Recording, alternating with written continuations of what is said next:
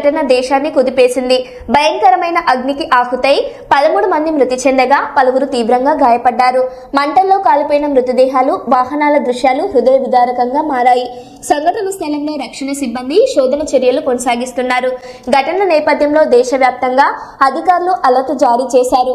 హైదరాబాద్ తో పాటు పలు ప్రధాన నగరాల్లో పోలీసులు ముమ్మర తనిఖీలు చేపడుతున్నారు.